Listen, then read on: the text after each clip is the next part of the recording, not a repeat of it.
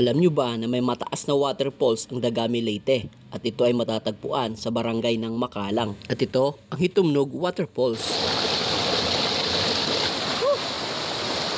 Kaya tayo doon Mula sa bayan ng Dagami Leyte ay binaybay namin yung kahabaan ng kalsada na ito papunta sa barangay Makalang, na kung saan ay papasok tayo dito sa part na ito na interior part papunta sa kanilang barangay. Nasa almost 15 minutes yung biyahe dito pag ginagamit po yung motor. Saktong biyahe lang kasi yung part na ito ay medyo pataas po talaga. Walang patag dito sa kalsada na ito. Talagang diretso papunta sa bundok. Buti nga ngayon ay nakakalsada na ito. Dati nung inaakyat ko ito ay yung may kalsada part lang ay dun lang po sa barangay ng Makalang. Ano pa lang to dito no? Yung rough road at saka pag maulan ay maputik po yung daan. Buti sa ngayon ay medyo kalsada na siya. Medyo matagal-tagal na rin huling nakapunta ko rito. No? Huling akyat ko rito ay nasa 2019 pa yata yun mga idol. Ayan, kaya pumunta ulit kami dito. Actually, bibisitahin namin yung pamilya ng aking asawa kasi dito po sila nakatira sa barangay na ito ng Makalang. At balak ko sana pumunta sa Hitumnog Waterfalls. Pero magkakaalaman yan mamaya pagkadating namin doon kung may sasama sa atin wala. So binabaybay namin yung kahabaan ng kalsada na ito at kita nyo naman na talagang mapaakyat yung kalsada na ito. Ang gagandahan lang nito pag nadun ka sa nasa kanilang barangay at pababa ka rito, hindi mo na kailangan buksan ng yung makina kasi pados-dos naman yung daan. Matipid sa gas pero sa paakyat gas-gas.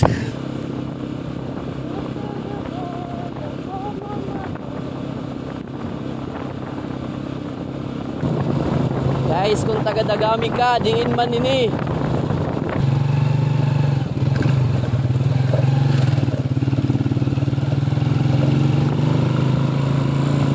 Matapos ang almost 15 minutes na biyahe sa pag-akyat, ay narating na rin po natin yung kanilang barangay. Ano ba kami honest na?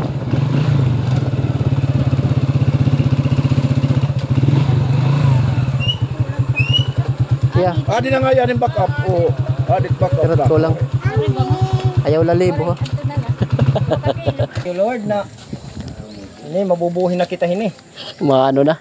Mabubuhi. Kumaon nga ni.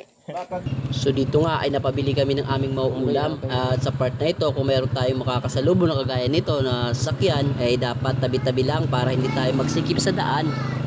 So dito nga ay nakarating na po tayo. Morning. Oh, nagsaragpit naman kamungan eh. So dito ay dumaan muna kami sa bahay ng aking tiyahin. At ito, nagkita-kita na rin po sila. Sasayop ka. Astundo no. Adi. Di pa man tiya kakaupod. Tiya, nag-iyaw ka? Ba?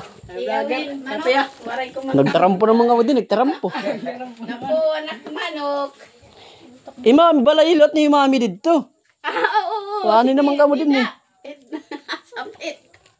Ang sabi dito, para makapunta doon sa waterfalls ay kailangan pala natin gumawa ng mga clearances na kailangan pa natin dumaan ng barangay. So sa ngayon, dahil wala na tayong oras, ay pupunta na lang po tayo sa ibang option. At yun, ang Hitumnog River Falls, no, kung saan ay yung tubig na dumadaloy dito ay galing mismo doon sa waterfalls ng Hitumnog. Kaya pupunta na tayo. Ulit yung daray na tubig.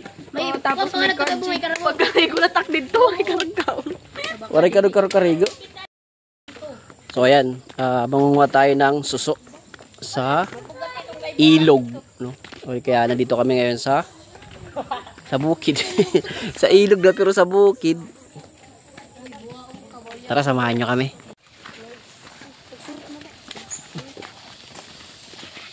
Mga kababayan ko.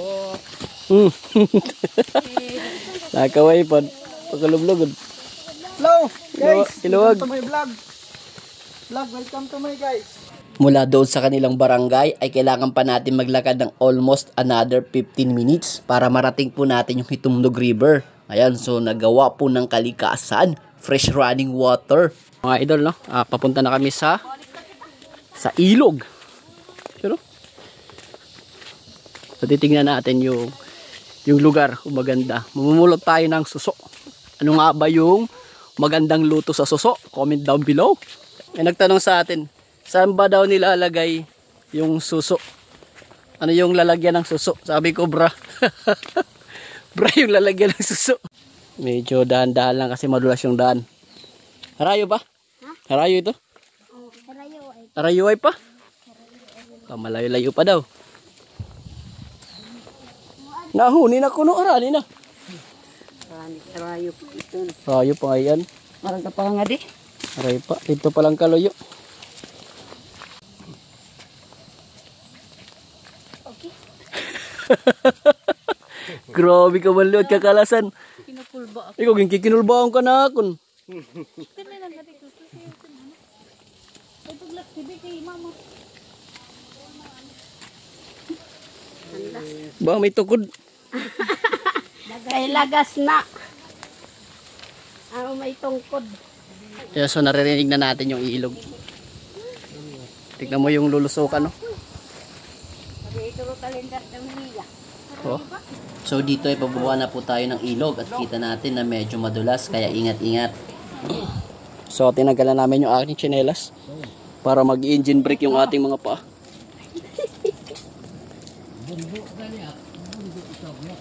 Yan yung technique, oh. Para nakapreno sa putikan. Oh, diba? Ganun. Tapos mahuhuyang. Todas. Mahuhuyang pagod. Right. Yan, medyo marami-rami din kami pumunta kasi ngayon lang silang nagkita at gusto nila magbanding dito sa ilog. Tala tayo mga po nagpakatsinilas pa. Wala, hindi kaya ng powers ko. Yung chinilas. Hindi na kaya. Bagay na kumalalaglag. Kung mapapansin yung mga ingat-ingat lang dito sa dinadaanan kasi yun know, medyo matarik. Medyo matarik. Bangin ang dinadaanan. Ano lang, dahan-dahan lang bigla. Dahan-dahan bigla baka mabalinas. Whoop. Baka madulas. So mapapansin nyo mga ito na yung kalikasan dito. May papakita ko sa inyo napakalaking puno. Okay. Pepesto tayo. Right. Yan o. Masyadong matarik pababa. Tingnan kung gaano kataas. Ito yung napakalaking puno. Puno ng baliti yata ito. Tabi-tabi po. Yan o. So kung saan nakapuntahan yung taas, yung pulse dito na mataas. So sana makahanap tayo ng sasama sa atin, no? Mapuntahan natin isang araw. Mga kawayan, no? Talagang matatanda na yung mga kawayan dito. Parang ito matanda. Yeah! Yan, tabi-tabi po. Pasensyahan nyo na po kami kung medyo maingay. Narinig nyo na ba yung nature? So diyan kami pupunta. At sa wakas, narating na rin po natin yung Hitumnog River. Yun, no, napaka-fresh po ng water. Dumadaloy mula dun sa Hitumnog Waterfalls. At syempre, wala nang inaksayang oras. Naganap na kagad ng suso. Wow, yan pala yung suso.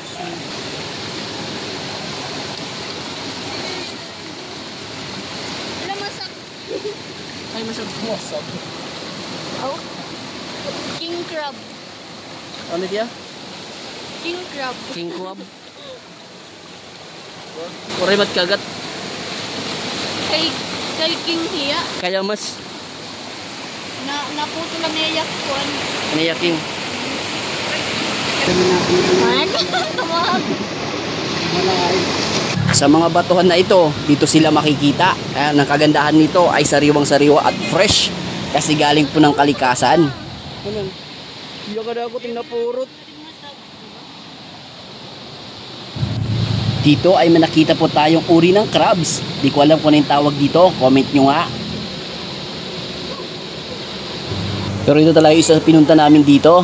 Yung maligo at magpalamig, mag-relax. Dahil yung tubig, grabe. Sobrang lamig talaga mga idol, no? Napaka-relaxing. Kala mo may yelo. So ito pala yung suso, nakadikit yan sa bato. Ayan, no? So ganito lang sila kalaki. Hindi sila ganong lumalaki. Ang masarap na luto daw dito ay ginataang suso. So titikman natin yan. Pwede rin daw po yan ilawag. At dito nga ay walang sinayang na oras yung mga bata at talagang in-enjoy nila yung lamig ng tubig na galing nature, oh. Ayan, may patalon-talon pa sila. Ingat lang mga kids. At dito talaga nakikita ko yung running water, oh. Grabe yung lamig. At ang pogi ko dyan.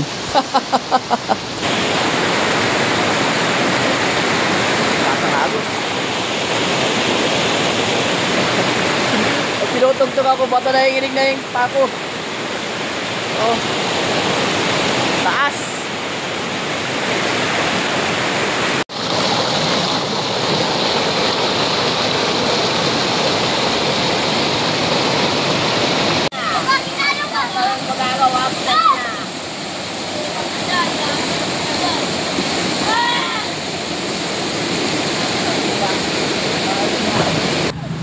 So dito nga ay may nakuha na silang suso at nilagay dito sa lalagyan. Yun no. So yan pala yung itsura ng mga suso dito sa bukid. Hindi sila ganong lumalaki mga idol. Ganyan lang daw po yung laki nila. At ang masarap daw na luto dito ay ginataan. Ayan no. So tignan nyo mga idol. Yun, may nakuha na rin sila. At habang hindi pa luto yung suso, ay nag-ihaw muna kami dito ng isda. Yun no. Papadisan to ng tuba. Karasa. At meron po sila ditong rest house oh. Pwede niyong tambayan. Napakaganda yarn. Mabuti pa yung saging, may puso. At dahil meron kaming dalang saging, ay meron kaming espesyal na sausawan. Tara, itong klaseng family bonding. Kaya kung merong mga ganitong klaseng pagkakataon, huwag nyo palampasin. Sulitin nyo na. Sa mga idol, no? Babalikan lang tayo dito ulit pag makabuelo tayo. Yan, so mga idol natin na sumama hanggang dito sa part na ito ng video. Maraming salamat po. I love you all. Hanggang sa muli nating pagkikita. Paalam!